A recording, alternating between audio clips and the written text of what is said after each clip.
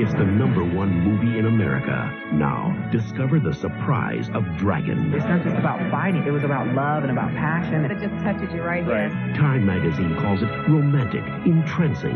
I'm glad he made me go. CBS TV says Jason Scott Lee is extraordinary. You can't change people with your fists. A movie star is born. All women are going to love it. You've got to see it to believe it. Dragon, the Bruce Lee story. Rated PG-13. Now playing.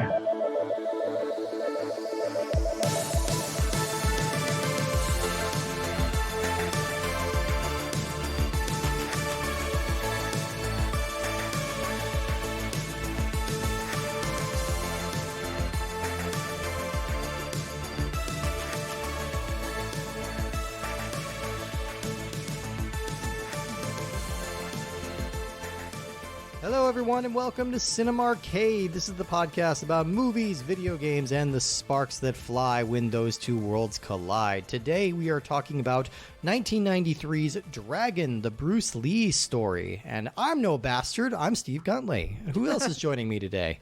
It's J-Ban. And who else is here? I'm the first love interest that just kind of goes away. Oh, yeah. Well, you know, hey, he's a good-looking man. He works his way through love interests for a while there. Yeah, we are talking about a very unique movie for our podcast because this is, by my estimation, the one and only video game based on a biopic. Can this be considered a biopic? It is a biopic. You know, a loose biopic is still a biopic. There was magic in this. There was actually a There's magic in real life, Justin. And that magic is called love. There are lots of shadowy tribunals watching over everything that Bruce Lee does. Yeah, I was going to say, if there is a biopic that you're going to turn into a video game, this one fits it because it's very goofy. It's very over the top. I feel like you could make a lot more. Like, I would like to see, like, The People versus Larry Flint, like, where it's maybe like a Phoenix Wright style, like, courtroom game. We could do... Did we say what movie we were doing? I did. Oh, okay. Yeah, a while ago. Yeah. Did we? All right. Yeah. Well, I just... Pay attention. I know you were distracted by my sense of humor, which is just stunning. It fills the room. It sparkles and glows. Yeah, I mean, I feel like we could get a lot more mileage out of this idea. You know, like what's a biopic we could turn to? We could do like I don't know. We could do what's the name of the guy that landed the plane in the Hudson? Oh, Sully. Sully. The Sully flight simulator. I would do a Sully flight simulator. I would do a Sully flight simulator. Yeah, that'd be fun. Yeah. It's a lot of like just smooth sailing, and then one time where it's not. An Edith Piaf singing game. The V on row, like a fighting game, like they row. Yeah, you could do Captain Phillips. Captain Phillips, yeah, you are the captain now. I'm just on I don't know. Cutthroat Island could have Tom been Hanks considered a biopic if it was real. There were female pirates. Oh yeah, but, yeah, you do an Anne Bonny movie. Yeah, absolutely, make a game out of that. But either way, this is the only one that seems to have chomped at the bit. I may eat my words later when I find out that, you know, like, I don't know, Chronicles of Riddick is based on a true story. But it might happen. I don't know. But I believe this is the one and only Bruce Lee biopic. So let's talk about this movie a little bit because this is clearly a Pitch wild Black one. was real. Oh, yeah. No, absolutely. I, too, am afraid of the dark. Dragon, the Bruce Lee story, was released May 7th, 1993. It's directed by Rob Cohen and written by Rob Cohen, John Raffo, and Edward Kamara. And it stars Jason Scott Lee, Lauren Holly, Robert Wagner, Nancy Kwan, Michael Learned, and Sven-Ole Thorsen. So, naturally, when you're making a Bruce Lee movie in the early 90s, the first choice you go to like for casting is Brandon Lee, right? Brandon Lee is Bruce Lee's son. He's kind of an ascendant movie star at this time. Ironically, the producers originally rejected him because they, quote, didn't think he looked Chinese enough. His mother is white, and so but Brandon Lee ultimately removed himself from the project because he said A, it felt weird to play his father, and B, it felt extra weird in a movie that, let's say, glorifies him just a little bit. Maybe smooths little over bit? some of his flaws. No, Maybe- this is exactly how it went. Yeah, maybe doesn't really acknowledge him as a mortal man with flaws and demons of his own. Oh no, I'm sorry. This movie is very subtle because you know he has inner demons because it shows us that he has a demon in his head. There's a surrealist take in this movie, and that is okay. Not everything has to be factual. Sometimes surrealism shows more of a truth than realism. Well, okay, and that's the thing that I'm kind of circling with this movie, and like I'm trying to decide whether or not I land on it.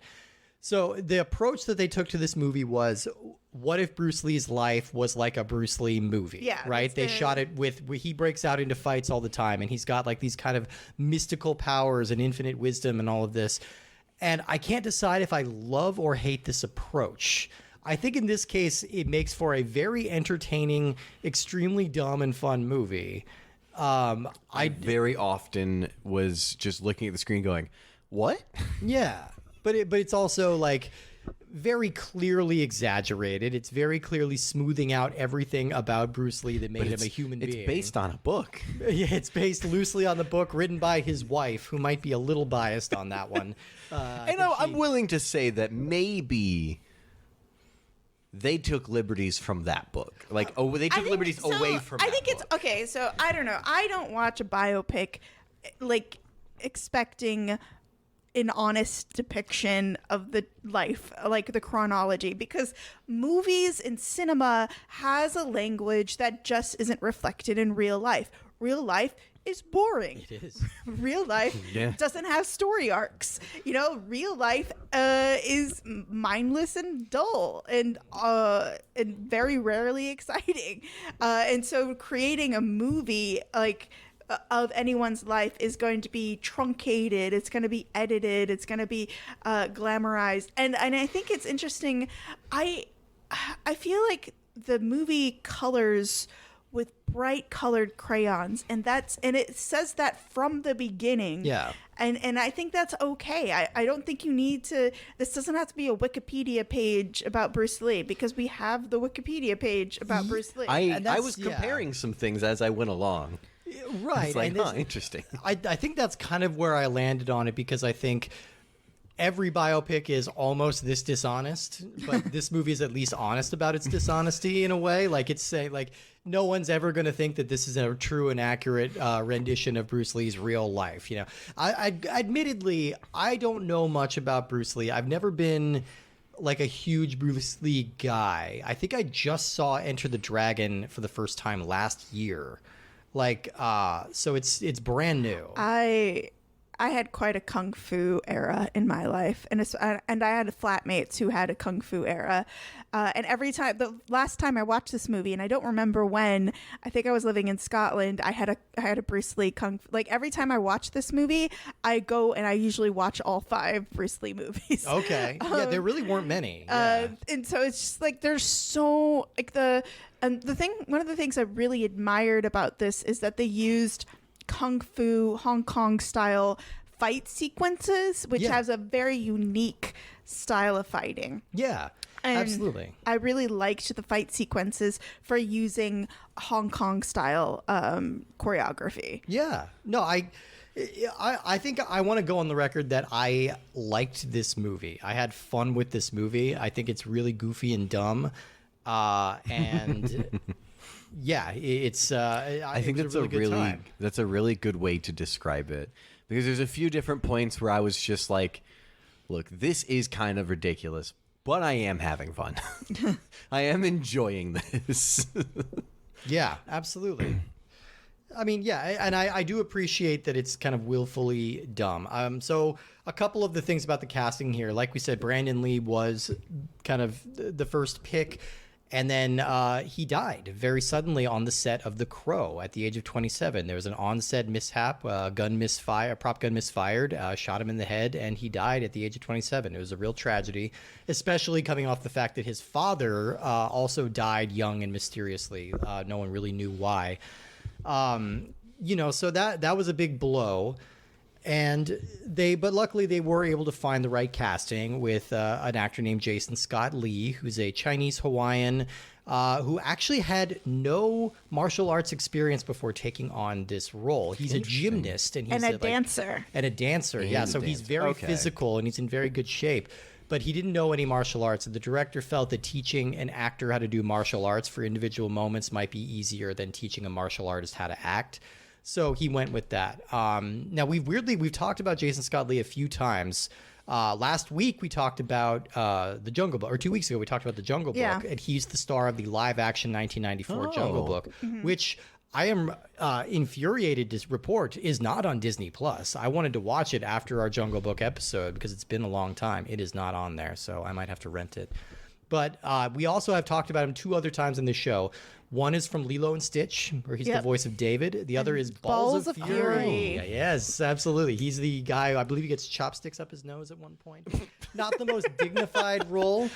I think Jason Scott Lee is very good in this. I'm surprised he didn't kind of pop and become more of a big star after this film. I think especially the first half of the movie shows a lot of like just charisma. Yeah. Like the way that he smiles and stuff just really sells. And you're really like, yeah, I like this guy. This guy's cool. Well, he also really captures, like, Bruce Lee himself was very charismatic.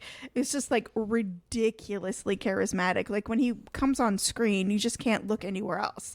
And I feel like Jason Scott Lee did a really great job of capturing his charisma and maybe and arrogance. I mean, is it arrogance when you're the baddest motherfucker in the room? I don't know.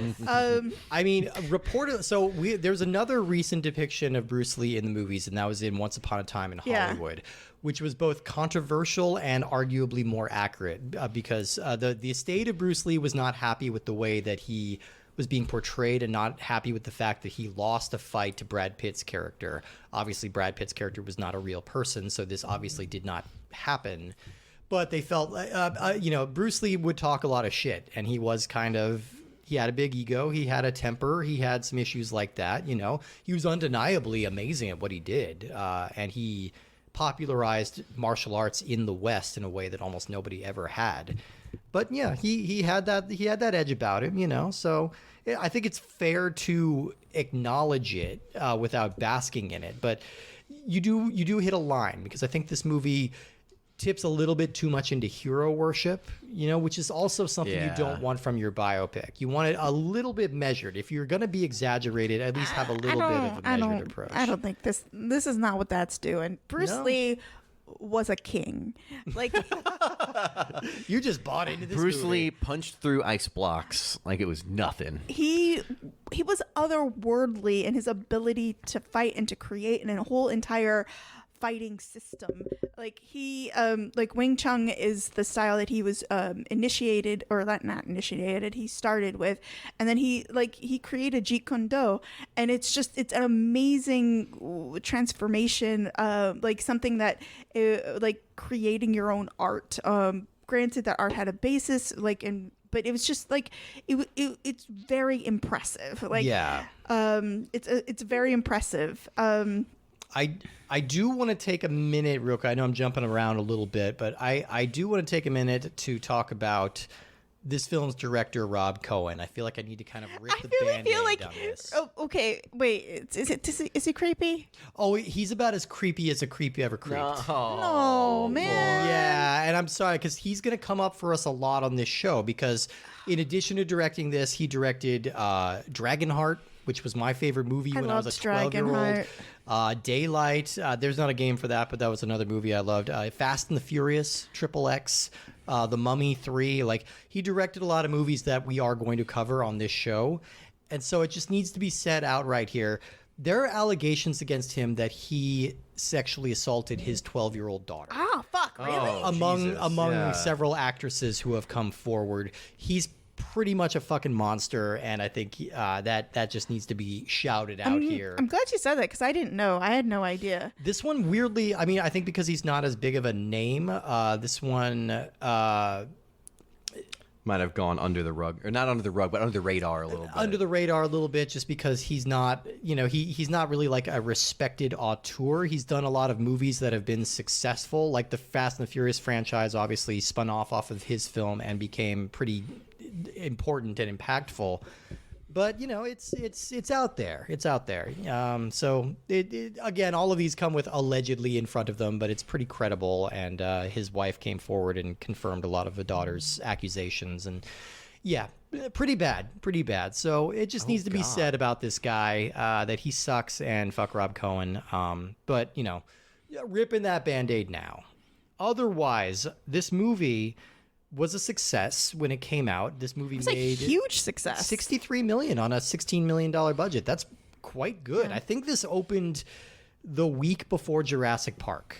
So it got its lunch eaten a little bit. It got lost in the shuffle, but this quietly made a lot of money. It was really interesting, because I was reading about articles about the movie, and and part of me is super annoyed at the way the coverage, they're like, women went to see a Bruce Lee movie. What? Women see this incredibly attractive man and want to see them kick ass? Yeah. Oh my god. And it was like, oh, it's such a mystery when his shirt dissolves in the opening scene. When that happened, I was like, one, nothing did that. Yeah. That shirt just ripped itself off. Yeah. And two, holy shit, does that guy have no body fat? Yeah, he looks and I mean, if you see pictures of Bruce Lee, that's the standard that you need to hit. You basically just be all just rippling every inch of your body. But at the same time, also not being buff, big.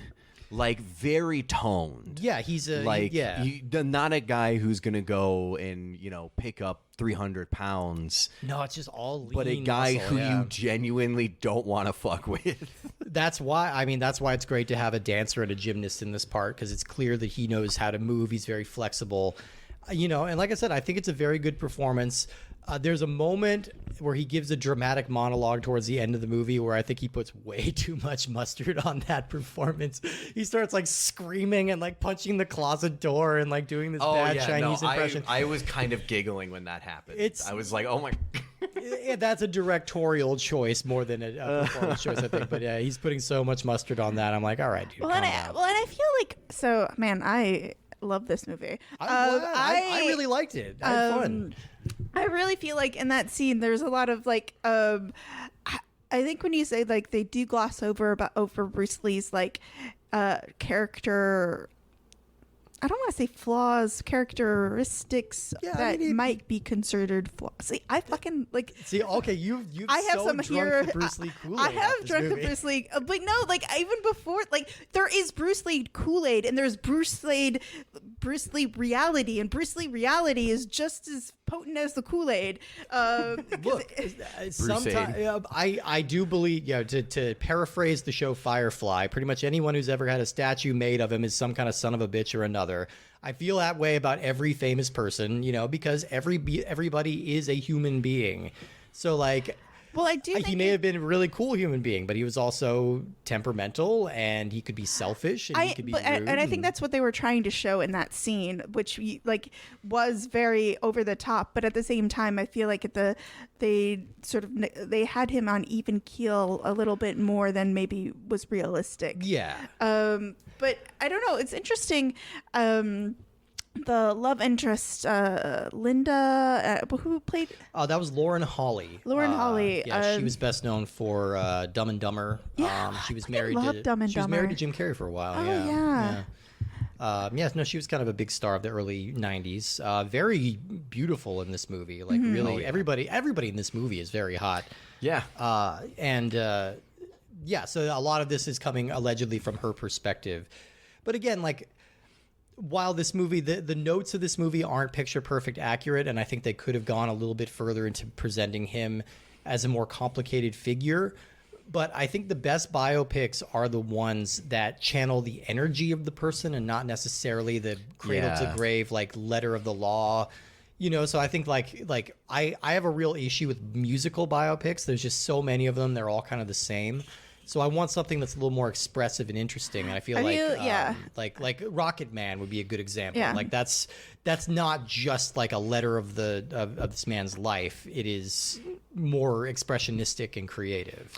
Yeah, and to your comment about wanting them to develop him more or have him as more of a complicated character, that's where the like rage scene near the end, where I was like, it kind of comes out of left field because he had been very even keel often up until that point, and yeah, he was never willing to back down to a fight, and he would kind of push a little bit to initiate them, but he was never like angry except for like one or two moments where it made sense, like when people were being incredibly racist. Yeah. And his anger was usually to just grab his shit and go. Yeah. Just get himself out of the situation. And then this one time he's like screaming and punching through a closet and knocking everything off of a table, and I'm just like, whoa. Yeah. Okay. No, I mean, all of this stuff is well choreographed, and it's fun. It's all well shot. Like it strains credulity in a lot of ways. There's a scene where basically the high tribunal of martial arts summons him to have a fight for the future of the sport. If I had any beef with this movie, as a person who did some form of martial art, granted it was European fencing, I feel like the most credulous part of this is like the scenic places that they do kung fu, like, and they practice jeet kune do, because like usually it's in a it's in a sports center. It's like, like a crappy dance studio. But yeah, in that scene that you were talking about, it's like this beautiful scenic situation, like this ultimate like fighting place. And you're like, okay. Yeah. Yeah, no, it's deeply ridiculous. Some of these details, like Bruce Lee did get a serious injury that kind of took him out of capacity for a while, but I don't think it was in this scenario. I don't think he was playing real life Mortal Kombat when it happened. Did you hear about how it actually happened? No. So he was doing, I didn't know these things existed, these things called good mornings, which is basically you put a dumbbell in between your shoulders and you bend 90 degrees at the waist, which is like just asking for a back injury. That's literally like putting it in writing. Please injure my back. I'm going to stretch myself in the way that will most hurt me. Let me pull everything at the same time. I once threw my back out pulling my socks on, so like I could see that this would happen. This would happen. All right, there is one thing I want to shout out about this movie. The fucking score. Okay, this is Rob Cohen apparently is the king of, and Randy Edelman, who did the score for this and for Dragonheart, he's the king of music you hear in 100 million trailers and don't know where it's from. Yeah. This music is absolutely that. This was in pretty much every like VHS, like, the sneak previews before the movie, it was playing on every single soundtrack, either that or the Dragonheart soundtrack. And it was really kind of surreal to sort of hear where it comes from. But it's a very lush, very cinematic, triumphant kind of movie score. Yeah, and he also used a lot of like hits, and like it's always so funny whenever there's like shorthand for it's the swinging 60s, all the leaves are brown. Yeah. It just starts playing, and I don't know, it was so funny because there's so many like American classic songs being played throughout the score. Yeah, which all good at setting the scene and everything like that. I mean, we get the whole kind of gamut of his life from, growing up in China and then emigrating here and working his way up, becoming kind of a kung fu guru and teaching it to the masses, and then becoming a movie star. And then his original movie career didn't take off here in the States. I think he shot one movie and he was on the TV show The Green Hornet. That didn't work, so he went back to Hong Kong and made a bunch of movies which became huge hits over there that eventually found a massive audience over here. And then, of course, the big question hanging over Bruce Lee's life is, how did he die? He was 32 years old. He was in prime health. He went home from shooting a scene on Enter the Dragon one day and just never woke up. And I think I'm not sure if they ever figured out what it was. From what I was seeing, the problem was basically his brain swelled. Oh, and that's okay. what killed him. So was it a result of the injury? The question was, how did it happen? Yeah. And so I was reading through the Wikipedia article, and I'm not a medical expert or whatever, but basically there was a bunch of different theories, and it seemed like pretty much all of them were credible to some degree.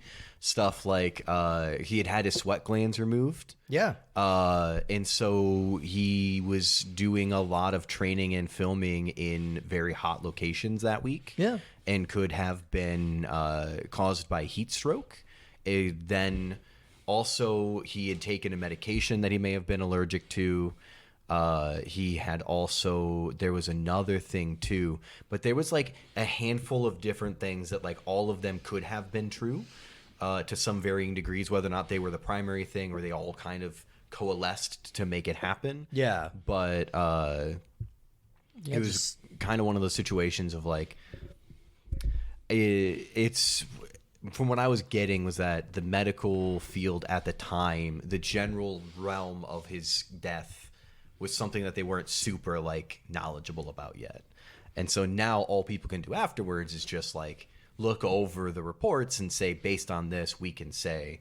It's without it was doing an interesting. I read autopsy the same now- thing, and like evidently sunstroke didn't used to be a thing. Like did people just be like, oh, they're fainting? Look, It was called the vapors back then. yeah, Yes, if there's yes. anything that I've learned about medicine and medical practices throughout the history of even just the United States, that shit was wild. They didn't know anything for so long. Yeah. And it's only really the last 50 years that most of it's been like known. Yeah. A lot of it was just assumptions and thoughts and hopes. Stuff like actually sanitizing, washing hands and stuff in the operating room. Yeah.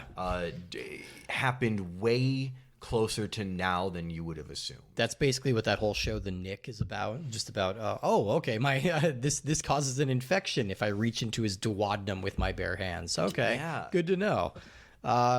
So it's one of those like mysteries, and then this movie is playing with this idea that it's a curse being handed down through the bloodlines. I was going to ask you about that. I was going to ask, what is your opinion on the? So I like the surrealism. Yeah. However, the idea of the curse is sort of like, I don't know, feels problematic. I don't know if it is problematic, but it feels problematic. Well, it's. I think the thing that makes me feel icky about it is just that Brandon Lee happened to die. Like, Yeah. it was literally 1 month before this movie came out. They added a tribute to him in the credits of the VHS version of this film. But yeah, he had just died, and then here's this movie about how the Lee family line is cursed and that like the men are destined to die young. That made it feel a little icky. Obviously the producers couldn't have known, or the writers couldn't have known when they were writing this. But then, like, his dad was old Yeah. when he died. Yeah. I don't know exactly where the demon was coming from. That's the movie's kind of ham-fisted way of representing those flaws, those human elements that we were talking about, rather than showing them. We're just going to see, he's got demons that he needs to fight, and he may or may not triumph over them. And instead of going to therapy, he tries to strangle them in his dreams. This is the 70s. I know. Yeah. But he was rich in the 70s, so Yeah. ish. Like, I feel like based on what we were seeing in the movie, he had a reasonable amount of wealth, even though he hadn't quite hit what would have probably been his peak. Yeah. Or Have like you seen that a single level. Bruce Lee movie? Not that I was reading through the titles, and some of them seemed familiar, but I probably have just heard of them and not seen them. Enter the Dragon would be probably the way to go. But have you seen Kill Bill? I have, but I don't remember most of it. Okay, well, her yellow jumpsuit. Yes. That's a Bruce Lee suit. That's Oh, from okay. Game of Death, right? Is that Game of Death? Yeah. So like he definitely had some iconic looks. It's one of those things where, like, and I think I've mentioned it before, but we didn't watch many movies when I was a kid. Like, Right. we watched movies when I was a kid, like Finding Nemo and stuff, but we didn't watch like classics at the time or things that were popular or whatever.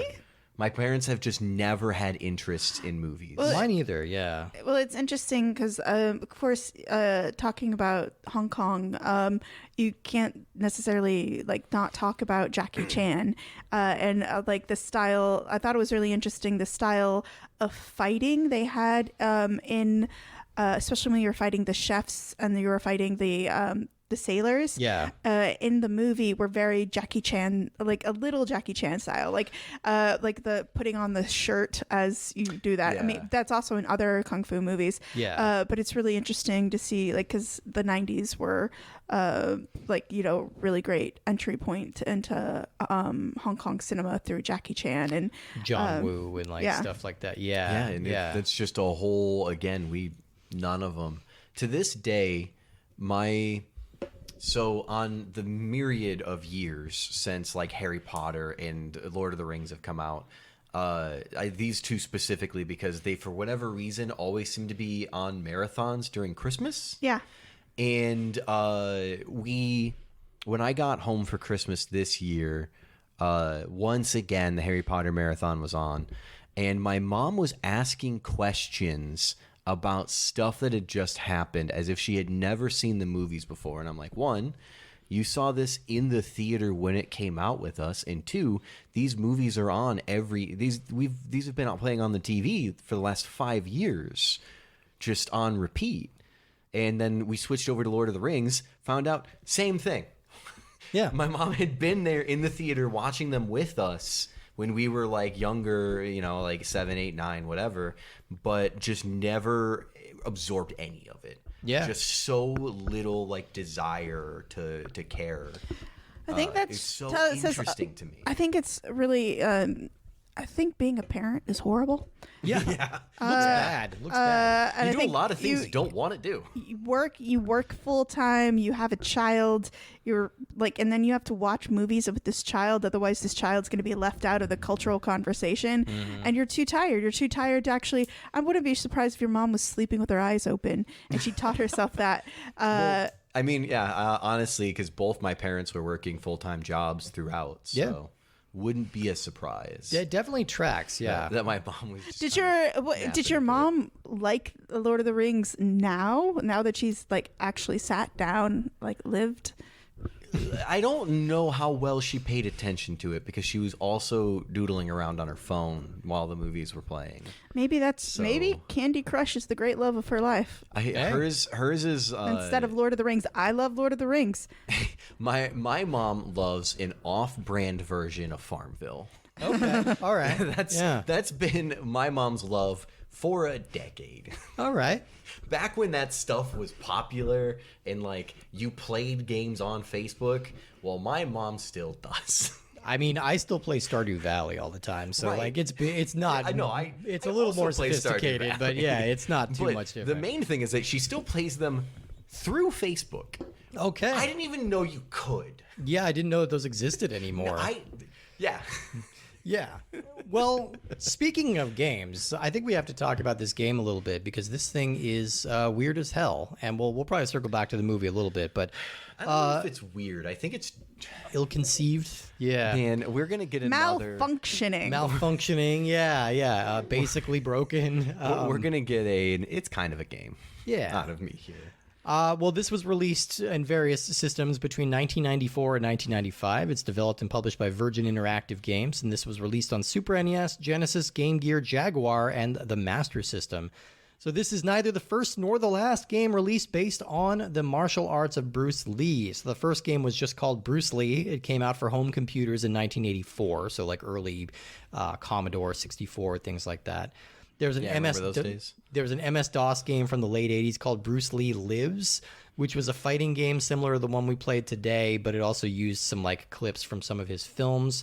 And then after Dragon, we got Bruce Lee Quest for the Dragon for the Xbox in 2002, and then Bruce Lee Return of the Legend for Game Boy Advance in 2003. So there was an attempt to kind of turn him into a video game figure.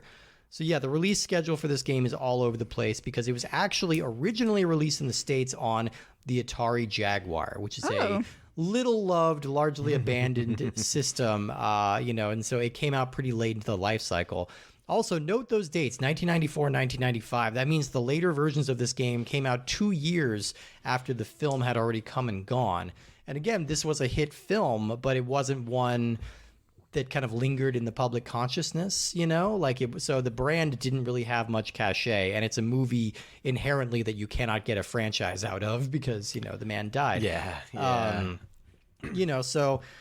But I think this might be the only biopic. The only thing I could think of that might make an exception is Alexander, but I think of that as more of like a historical drama rather than like a actual biography of the man. But I guess, you know, the definitions vary. We know it's definitely not an autobiography. It's not an autobiography, no.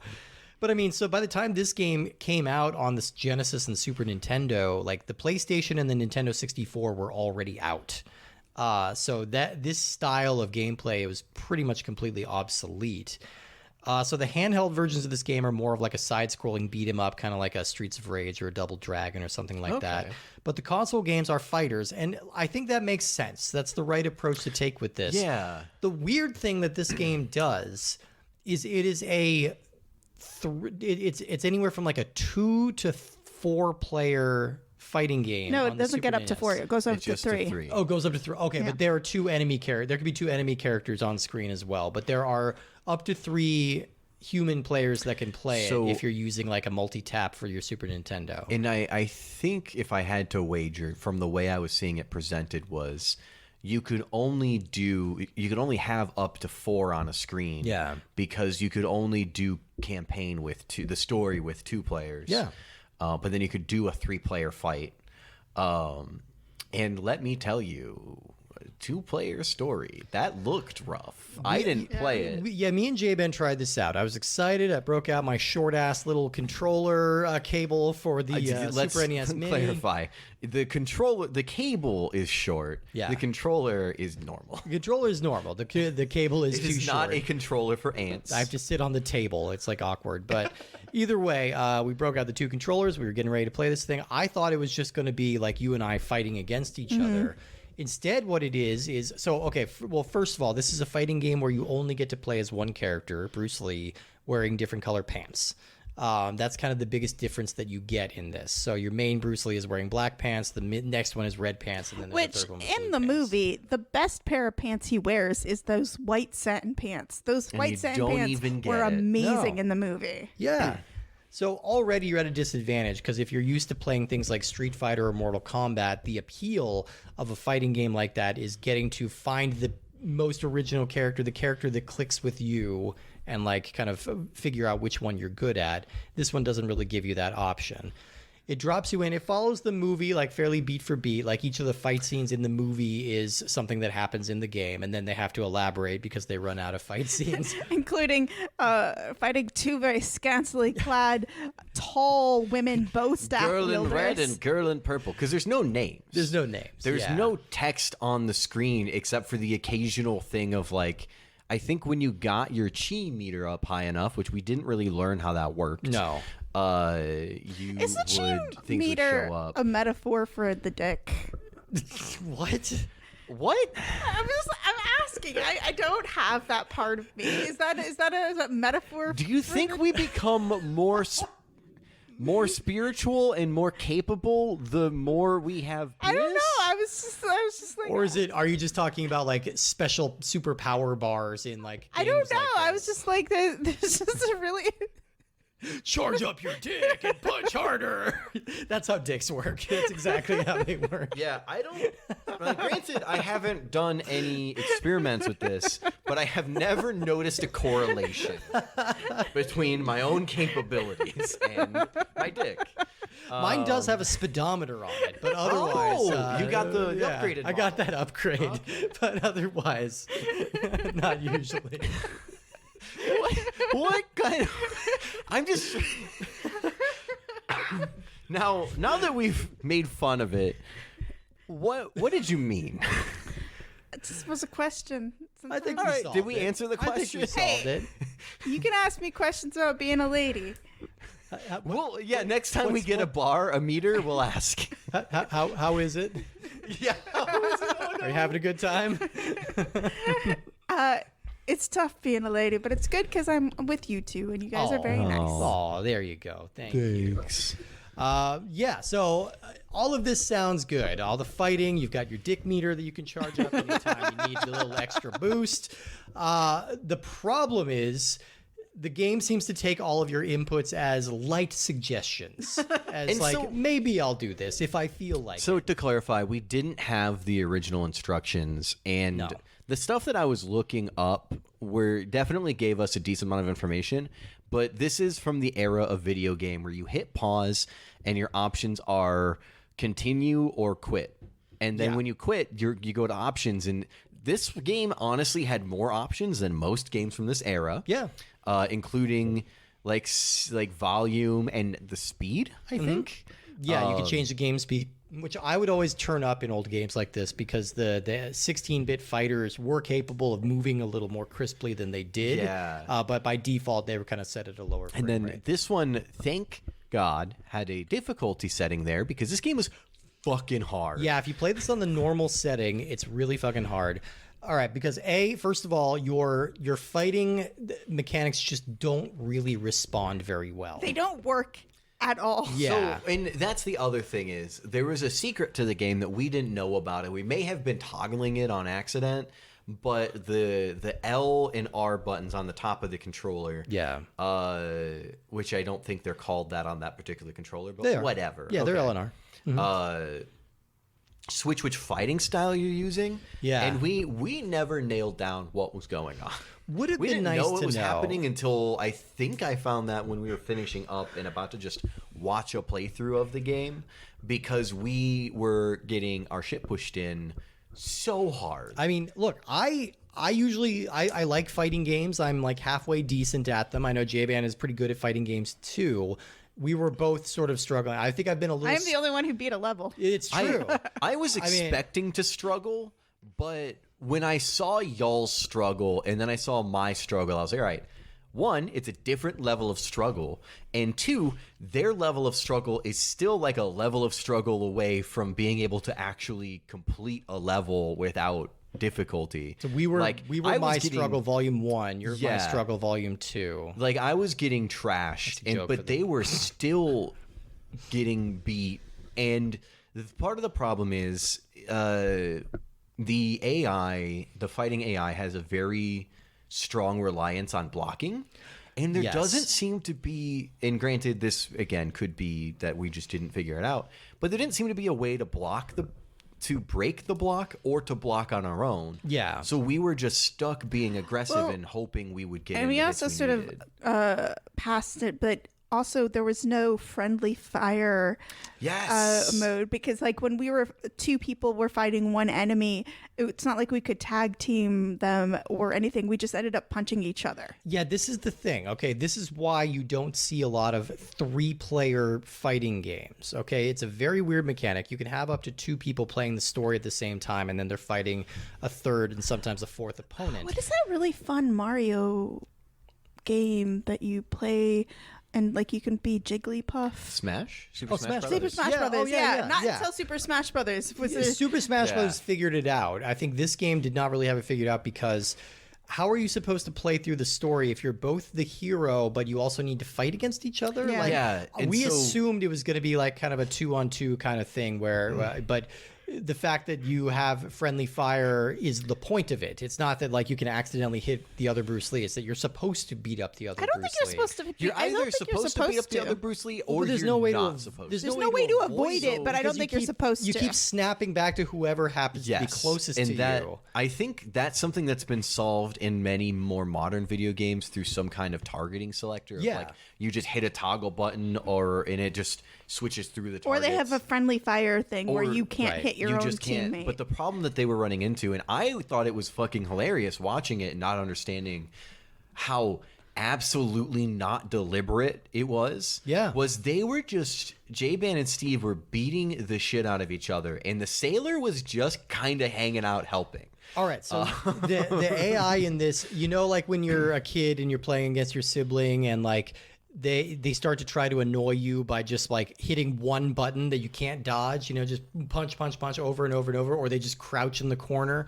That's the way the AI in this game plays all the time. Like it's always like playing like it's an annoying little sibling. We, on multiple occasions fighting the sailor, which is the first person you fight, got into an impasse. We got into like a moment where they were just crouched blocking, and we're like, we can't do anything. Yeah. And if we try to like go and actually fight them, they just pop out and hit us immediately and knock us back. So we had to just stay down and blocking. And I figured out a cheese move to do, but after doing it a few times, doing it like 4 or 5 seconds, I was like, all right, that's enough of the cheese move. Let's try to do this. And it was bad. Yeah. Well, and it's also really interesting that they have, like, all the bad guys have ranged weapons, like, from day one.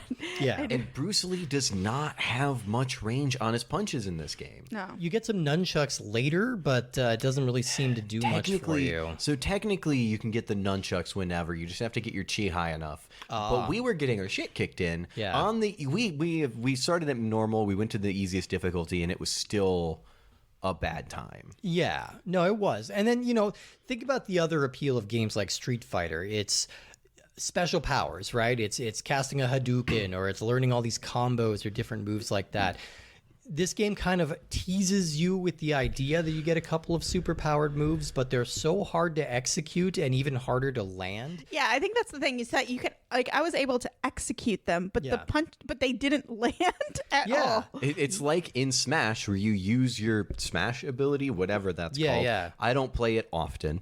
And then you just fully whiff and everyone laughs at you and you're like, Hey. Well, shit. It happens. But with this game, like, the hit detection is just way, way off. Like, I feel like I was jumping through the character a lot. A lot of my punches, like, they would be, you could look at it in slow motion and it looks like this is punching this man in the face, but it's doing no damage to him, And we kind of got away from it. But the way that it works when you're doing 2-player story is that no matter what, you're punching the closest person to you, and if it happens to be your presumably teammate, the other Bruce Lee, you just beat them up. Yeah. And so it's an absolute hindrance because it's so difficult to maneuver in ways, because the AI is also very blocky. They block all the time, but they're also very mobile. They do all of the same maneuvers that you might do to try to navigate around. Like, this is, again, the first fight that we fought on normal difficulty felt like what you would fight at the end of a fighting game. Yeah. Because, like, I've played a few fighting games, a few Tekkens and stuff, and it was never my cup of tea, but I was still able to, on, like, the normal difficulty, not suck. Now, if I was fighting even my friend, I would get my ass kicked. Well, and that's why they've been fighting games have been popular for so long. It's because you can really buckle down and learn how to be precise and accurate and learn all the moves and get really freakishly good at it. But you can also have a pretty good time just like button mashing and hoping for the best. So, if you, and this game doesn't really have that charm because the hits don't connect. The moves move right through you. Like, sometimes he'll do like a crazy flying kick across the room, but it seems to only work when you're way up in the air. You would need to do it to intercept a jump, and your enemy characters never jump. So it just feels like a waste. They kind of so there's a move that the enemies also have, the AI also has, which if you use it, it's like a springboard forward or backwards to maneuver over or behind whatever's in front of you or behind you. Right. And the AI do something similar, but it's quick. Yeah. Like, it's over in a moment, and typically it's not done in a way where you're able to hit them anyway. Yeah. They're maneuvering around you. I think we could keep talking, but I think we're circling around the same topic, which is... This game was difficult. Well, I think it wasn't so much difficult. It's just like, if you push punch and you're close enough that the punch should land, the punch should land. Like, that's a simple that's the simplest mechanic of a fighting game. It's kind of the barest thing that you should expect, right? I feel like from when I was playing, the main issue with that was just that they were blocking everything. No, Even if it seemed like they shouldn't have been. It was just so frustrating. When I was playing, I'd be very close enough to punch, and the punch wouldn't land. All of a sudden, Bruce Lee doesn't have the ability to land a punch. Yeah, come on. And also, we're Bruce Lee. Like, we should be able to beat some random sailor in a bar or some cook with 2 knives, you know? Like, we should be able to do that. It's literally the first person he beats up. Yeah. We couldn't do it. This game does have a unique approach to continues, which I appreciate. When you lose all of your lives, basically you get one last chance to come by fighting the demon that's been like stalking him his whole life. You start with a very small life bar, and if you're able to beat him, then you get to come back to life. It's pretty hard to do. All of these fights take so long. It feels like even on the easiest setting, it feels like it takes too long. It's an absolute slog. The punches don't do enough damage to really constitute anything. And there's no timer on the matches, so they kind of just keep going. It's sort of, I mean, the level design is sort of built like it is a beat 'em up game, like a belt scroller or something like that, but it is meant to be a fighting game. So it just feels like it's very zoomed out. You're not really getting a lot of detail. And we also found a small issue where in some of the levels, in each of the fights, it seems like once you get them to half health, they change something. Yeah. So the first fight, once you get the sailor to half health, he pulls out a chain, which is range, and uses that. The second fight, the cook takes you into the alley, and another cook comes out. Yeah. Well, when we died and then resumed from there, when you resume, everybody's back to full health. We resumed in the alley with just the one cook at full health, which normally they'd be at half health at this stage. And then about 2 seconds later, the other cook comes in. So now resuming was harder than just restarting. Right, yeah. It was such an interesting thing to discover, and I don't know how many of the levels could be affected like that. But it was just like one of those things of like, they didn't expect this one. Yeah, it just feels all very like kind of thrown off and very unpolished, which is weird because I think it's generally a good looking game. I think it's well animated, you know. I think the character designs look good. They've got little still frames from the movies like in between each of the fights. They've clearly been rendered all to hell, but they're supposed to look like the movie. Yeah, they look like they've been JPEG'd a few times. You know, and we looked ahead in a walkthrough to see the final battle of this game where you are fighting the demon, and there's like great like finishing move where you're choking him out and lightning striking and everything like that, you know. But although the lightning striking did get boring because it went on for a little bit too long and was a little too repetitive. Yeah, they did cut the very abrupt death from the movie, you know, where it's just like there really was no preamble or anything like that. The movie just kind of ends with her saying, "He died at 32, but I prefer to remember the way he lived." Like, at least we get spared that in this movie, or in the game. But yeah, definitely a swing and a miss on the game front, I think. Yeah, I think that's fair. I think it looked pretty, didn't play pretty. Well, let's see where we landed on Dragon, the Bruce Lee story as a whole. We rate each of our movies and games on a scale from good movie, good game to bad movie, bad game. Let's see where we have landed. Justin, why don't you tell us where we landed on this? I'll say it was an all right movie. It was a good movie. Yeah. If you want to see historically accurate Bruce Lee, maybe not the one. If you want to see Bruce Lee get beat down in a fight and then stand up, and the motion of him standing up creates a shockwave to blow the guy away from him. Yeah, this is the movie. This is the movie. Is the movie. This is the one. And then the game was under mid, so I'd say bad game. Yeah, I think that's fair.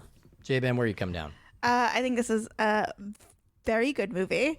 I don't know if it's very good in the sense of a quality of theatrical experience. I think it's very good in the fact that I think the best biopics encourage you to look at the person's milieu of art and read more about them. And I think every single one of us read about Bruce Lee after watching this movie. We all like, I'm gonna watch some more Bruce Lee movies because I'm just like, oh, he's so cool. Like Jason Lee Scott does an excellent job of bringing him to life, but there's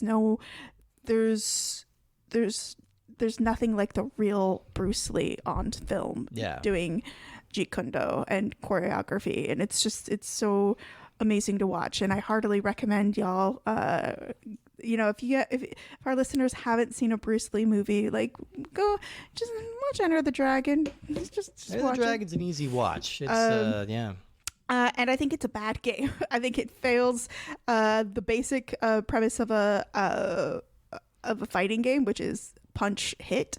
I feel like it's definitely it's got enough gameplay, because the gameplay is so janky that you'd if you paid $60 for it when it came out, I think you'd get your money's worth. Maybe. But I think you'd be frustrated to no end. So I don't know. I say bad game. So I'm saying good movie, bad game. I think that's where I'm coming down on it too. Like I'm not as like effusive on this movie as you are, but I do enjoy it. I think the approach is fun. It's very cheesy. It's very cornball, but it's got great music. I think it's got some charismatic performances, and the fight scenes are fun and effective. So you know what? If it's taking some huge liberties, why the hell not? It's entertaining as hell, and I enjoy it. It's not the smartest movie. It's not the most subtle movie, but you are going to get a really entertaining 2 hours out of this film.